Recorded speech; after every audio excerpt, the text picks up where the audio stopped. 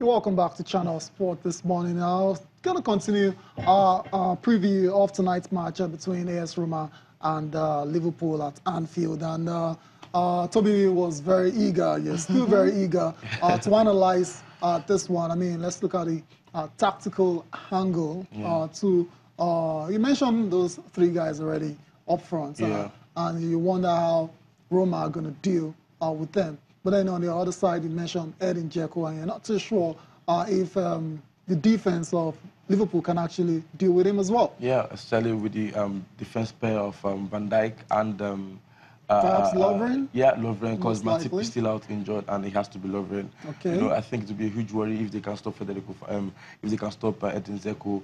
I think he's the biggest worry for me in the Roma attack.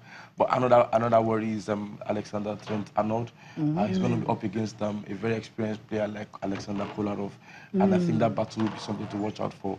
Klopp is very comfortable on the ball. You don't want him delivering crosses from that area, and you don't want to concede free kicks as well in the wide areas, because the lateral free kicks will be very difficult to defend against for Liverpool. But in the midfield, I think it's quite balanced. Liverpool have got Henderson back for this one.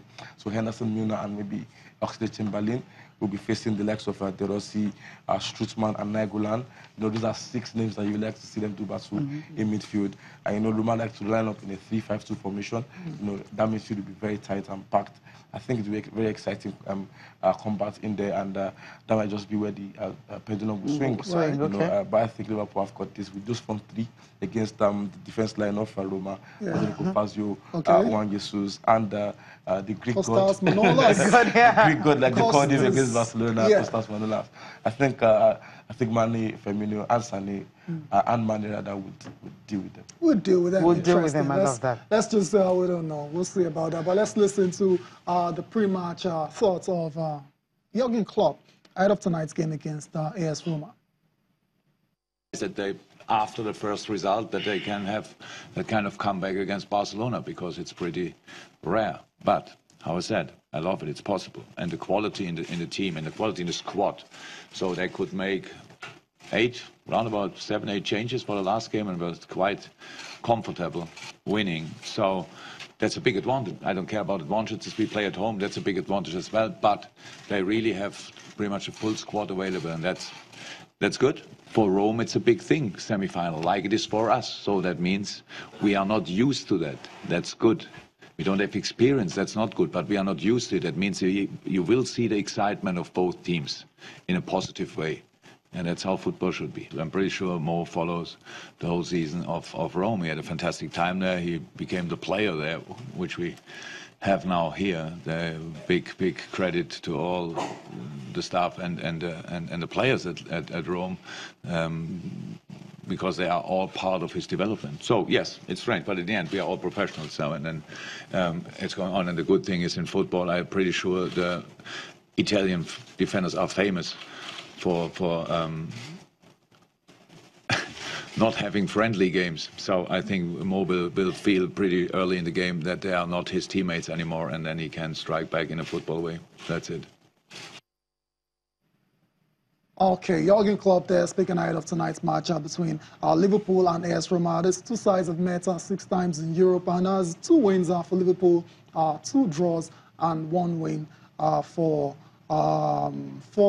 AS Roma. So this is going to be their 6th meeting in Europe. They've met 5 times, and we'll see how it pans out later. But I guess Toby already mentioned the fact that it's going to be two players that are likely to be very decisive tonight. He's mentioned Edin Dzeko and Mo Salah already, and those are their numbers in the Champions League this season. For Mo Salah, 8 goals and 3 assists, while for Edin Dzeko, 6 goals and 4 assists. So these 2 guys surely will play very prominent roles in this game. Yeah, and for Dzeko, it has to be how the midfield can create chances for him, because you know, he's not as quick as Salah. He might not be able to create those chances himself, and he will need the likes of De Rossi, Strootman, and Nainggolan to come up with creating the chances. And from the flanks, possibly from Diego Perotti or Florenzi or Kolarov, you know, the assist can come from anywhere. Toby, let me just say this. I'm not trying to say, I mean, is it safe to say that Dzeko, Roma, they're a one-man team? Because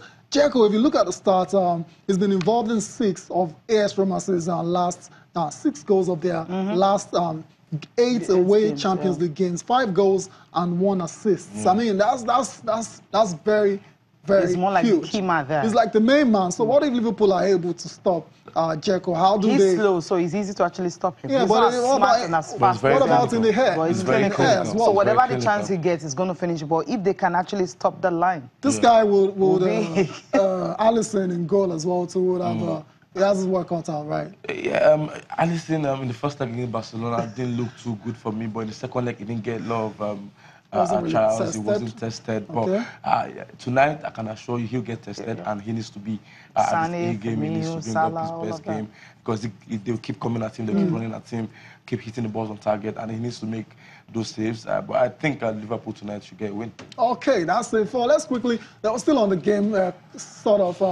Salah is expected to be decisive in this game for Liverpool, and just over the weekend I was named PFL Player of the Year. Do you know what it means? First of all, for your fellow players. To say you're the best. You're the best, undisputed, no arguments whatsoever. Yeah. But I mean, surely you're not surprised by the choice of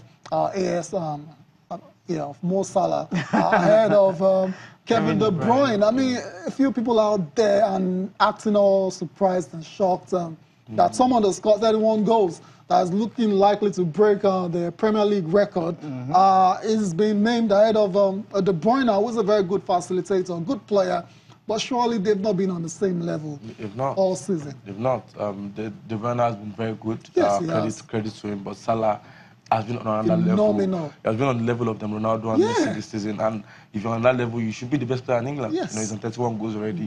That's the highest number of goals that have been scored in a 38 league season. So one more goal, he breaks it. He's on par with Ronaldo and Alan Shearer. Look at those names. Look at the names he's rubbing shoulders with. Good company, he deserves to be the PFA all day and all year. You know, it's been a fantastic. He can't stop scoring goals. You know, he was. You don't even know how many he's going to get tonight if it's exactly 41 goals in all competitions this season.